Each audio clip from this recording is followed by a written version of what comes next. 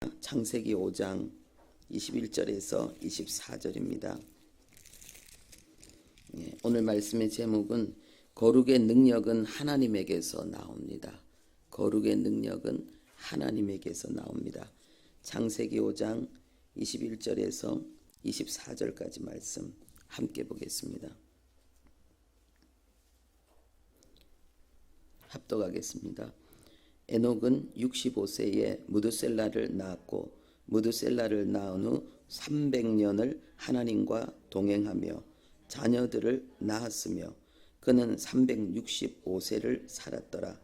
에녹이 하나님과 동행하더니 하나님이 그를 데려가심으로 세상에 있지 아니하였더라. 아멘. 하나님과 동행했다는 말은 거룩하게 살았다는 것이지요. 세상에 속하지 않고 철저히 하나님께 속한 자로 살았다는 것입니다. 자기의 뜻이 아니고 세상의 바람이 아니고 오직 하나님의 바람을 위해서 그 생명의 길, 좁은 길을 계속 걸어갔다는 것이지요. 그것이 바로 하나님과 동행입니다. 어떻게 에녹은 이렇게 하나님과 동행하는 삶을 살 수 있었을까? 우리가 읽은 본문에 그 내용이 나오고 있습니다.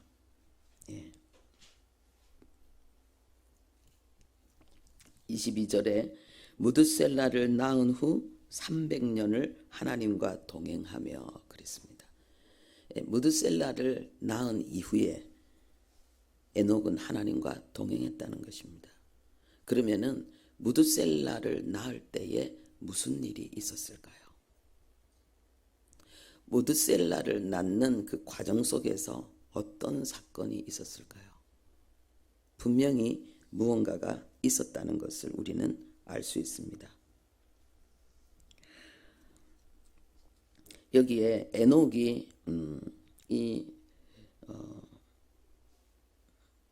무드셀라를 65세에 낳았고 그랬습니다. 21절에. 그런데 이 낳았다는 말이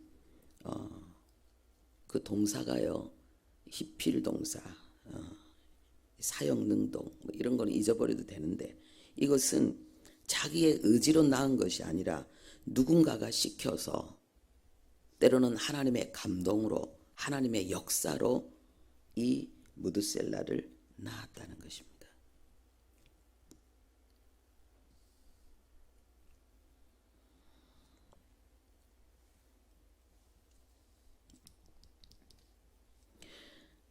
창세기 4장 1절에 보면은 이 아브라함이 가인을 낳고 그랬습니다. 이 가인을 낳고 똑같은 낳았다는 단어인데요. 여기에서 이 낳았다는 말은 아담이 자기 의지로 낳았다는 것입니다. 100% 자기 의지로 낳았다는 거예요. 2절에는 아벨을 낳고 그랬습니다. 이 아벨도 자기 의지로 낳았습니다. 그런데 에녹은 자기 의지가 아니었다는 거죠. 자기 의지뿐만 아니라 자기 힘도 아니었다는 거예요. 창세기 4장 25절에 보면은 아벨이 죽은 이후에 아담이 다시 아들을 낳아서 그 이름을 셋이라 했습니다. 이때 이 셋을 낳았을 때 이것도 역시 아담의 의지로 낳았다. 능동태로 되어 있습니다. 100% 자기의 의지, 자기 결정으로 낳았다라고 되어 있습니다. 그런데 그 밑에 뭐라고 되어 있느냐? 하나님이 아벨 대신에 다른 씨를 주셨다. 이렇게 되어 있습니다.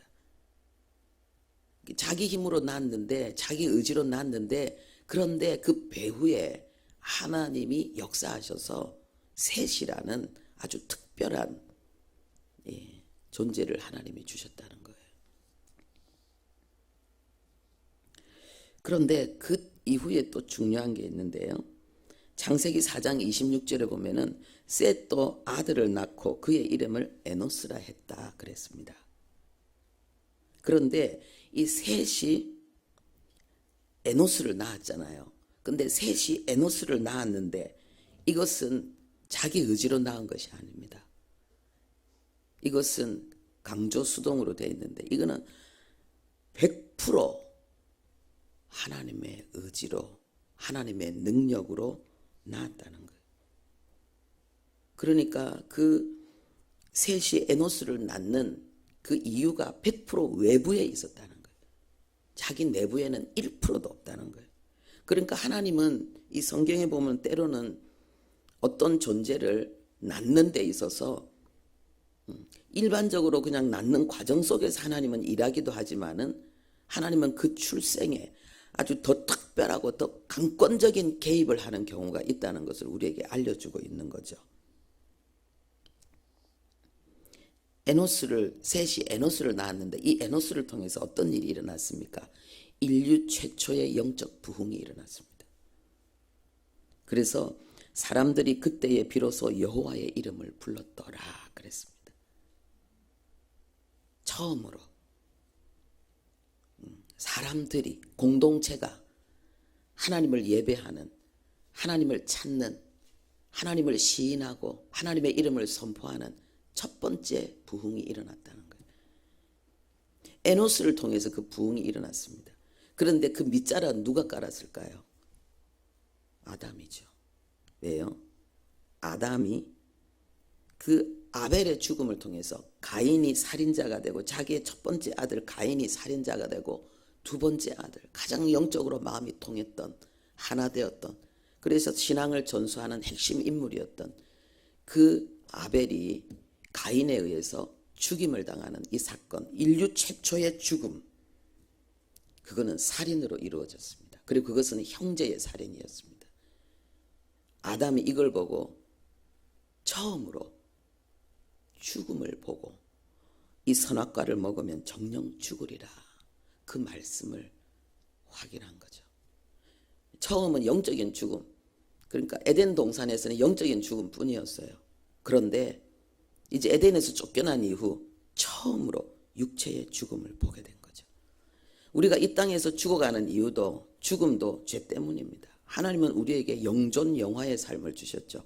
그런데 죄의 결과 영이 죽고 몸이 죽게 된 거죠. 예수 믿는 사람은 죽음이 아니라 예수 안에서는 사망 권세를 깨뜨린 그리스도 안에서는 죽음이 없습니다. 그래서 성경은 뭐라고 합니까? 잠잔다 그랬습니다. 그리스도인의 죽음을 잠이라고 했습니다. 그거는 표현을 이야기하는 것입니다.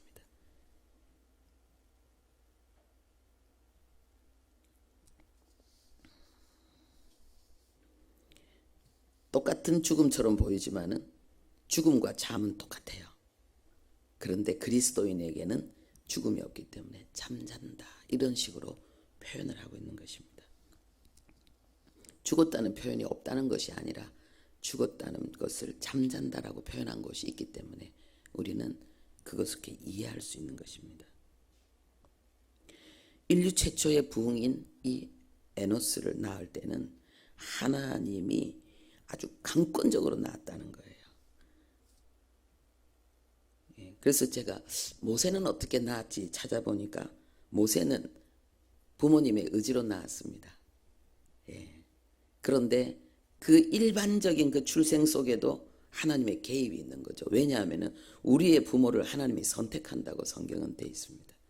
하나님 모태에서 우리를 조성한다. 그러면 그 모태를 하나님이 선택하신 거예요. 그럼 그 아버지도 하나님이 선택하신 거예요.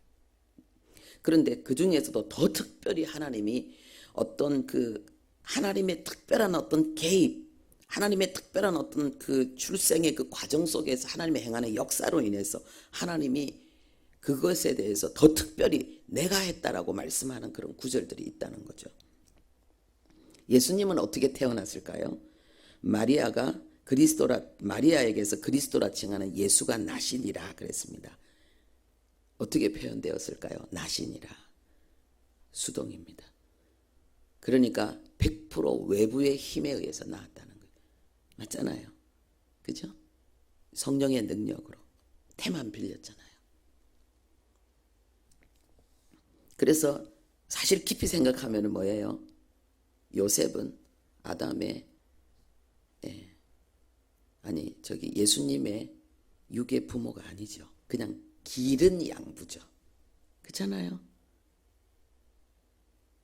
둘이 뭐 전혀 관계 없이 낳았잖아요. 태만 빌렸기 때문에 아주 신비로운 능력으로 낳은 거죠. 그래서 이 낳았다는 게 굉장히 이런 하나님이 그 의미를 표현할 때는 아주 특별한 거예요. 그런데 에녹이 무드셀라를 낳을 때 바로 그 특별한 사건이 있었다는 거예요. 마리아가 예수님을 낳을 때 특별한 사건이 있었습니다. 천사의 방문이 있었습니다. 그리고 아이를 낳을 수 없는데 낳았습니다.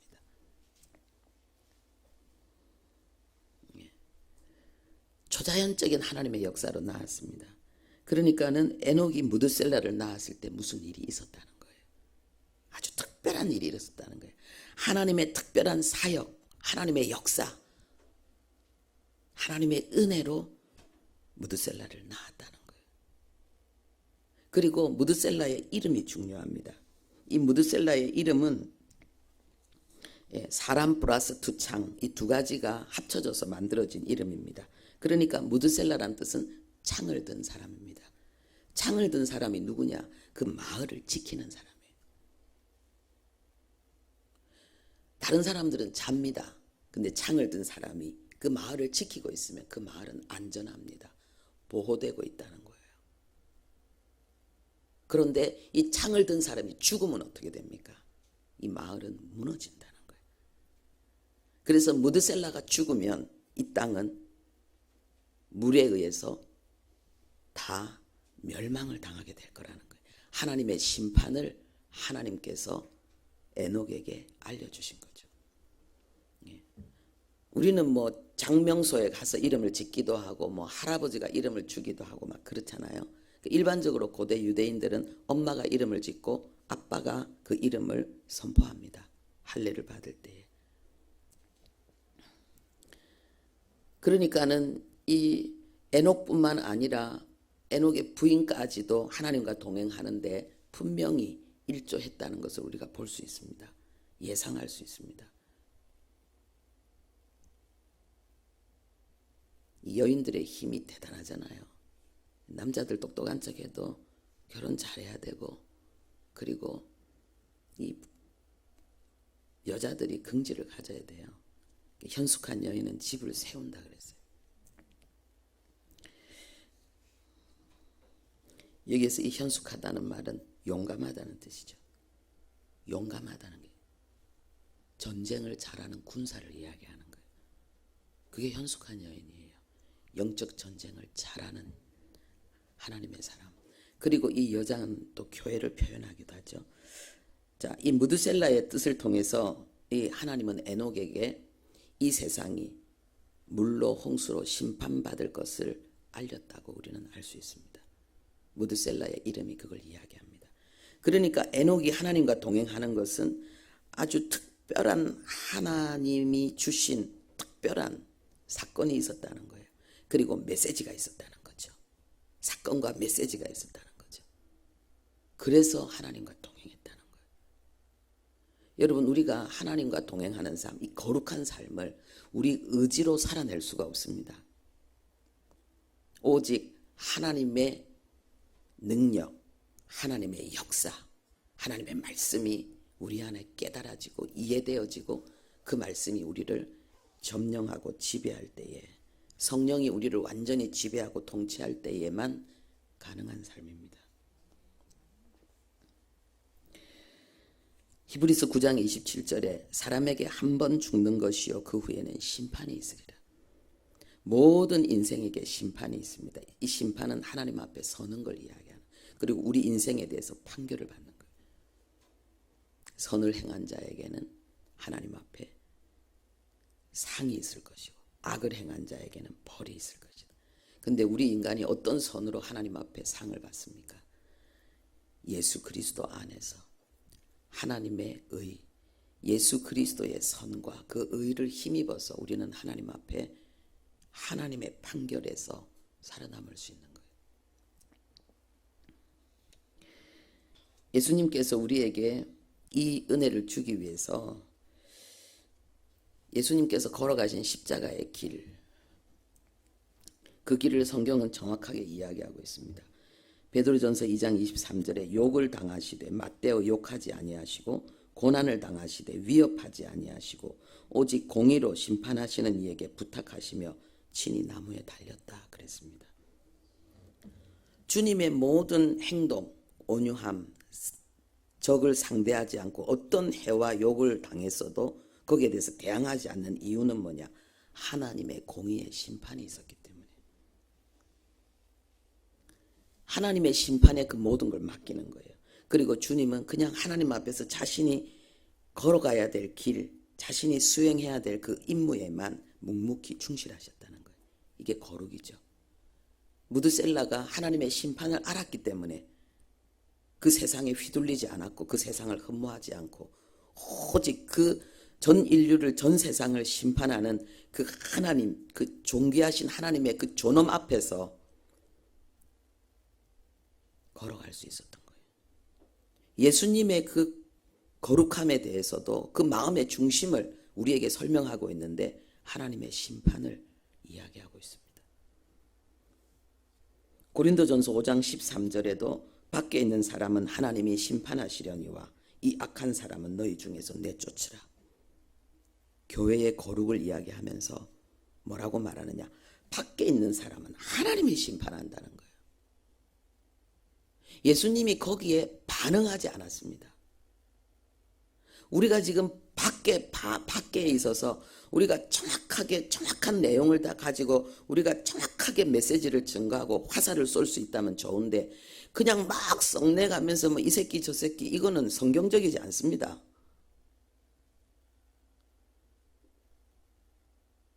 사실을 말하는 것은 누구나 할 수 있어요. 그런데 그 현상과 사실의 문제를 해결하는 자가 위대한 거죠. 그리스도인은 현상을 말하는 자가 아니라 그걸 해결해낼 수 있는 자가 돼야 되는 거예요. 내가 그 지식을 가지고 있어야 되고 그 힘을 가지고 있어야 되고 정확하게 그 영적 전쟁의 논리를 알고 내가 정확하게 싸우는 자가 돼야지 거품 물고 막 이렇게 해서는 안 된다는 거죠. 그건 세상 사람들이 하는 일이에요. 그 모습 가지고는 이길 수도 없고 그 모습 가지고는 세상을, 다른 사람들을 설득시킬 수도 없어요. 우리는 뭐 해야 되는가? 이 악한 사람은 너희 중에서 내쫓으라. 교회 공동체의 거룩을 이야기하는 거예요. 세상의 죄는 하나님이 심판하니까 놔두고 너희들은 거룩한 공동체가 되라. 왜 범죄한 자들을, 왜 악한 자들을, 그것이 죄가 아니라고 말하고 당당히 그 죄를 짓고 있는 악한 자들을 교회 공동체 안에 두느냐? 너희들이 어떻게 그렇게 교만할 수가 있느냐? 하나님이 이걸 말씀하고 있습니다. 하나님이 지금 에녹 때에 하나님이 홍수로 심판했습니다. 그들의 생각이 다 악했습니다. 속으로 거룩한 의분이 일어나지 않겠습니까? 그러나 하나님의 심판을 알고 하나님과 동행하는 길을 걸어갔던 이 에녹의 모습이 오늘날 이 땅의 그리스도인들, 특별히 대한민국의 그리스도인들의 모습이 되어야 됩니다. 그리고 교회는 더 거룩해져야 됩니다. 더 거룩해져야 됩니다. 하나님은 살아계십니다. 성경을 한번 읽어보십시오. 하나님의 백성들이 어떻게 전쟁에 승리했습니까? 하나님이 싸우셨습니다. 그들이 한 일은 무엇입니까? 이 전쟁을 일으킨 죄를 하나님 앞에 회개한 것이었습니다.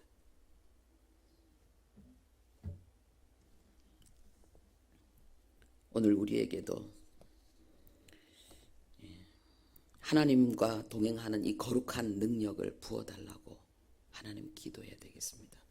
하나님의 사건이 우리에게 일어나야 되고 하나님의 말씀이 우리에게 내 영에 하나님의 말씀이 선포되어져야 돼요. 우리가 거룩한 길을 가도록 하나님이 우리를 만들어야지 우리가 거룩한 길을 갈 수 있지 우리 힘과 의지가 안 된다는 거예요. 그래서 정말 하나님과 동행하는 그 완전한 자 99살 아브라함에게 하나님이 요구했던 그 삶, 그 동행이거든요. 너는 내 앞에서 완전하라. 철저한 하나님을 의식하는 삶으로 철저하게 믿음의 길을 걸어가는, 하나님의 뜻에 순종하는 그 길을 걸어가는 그 삶은 자기 힘으로 되는 게 아니에요.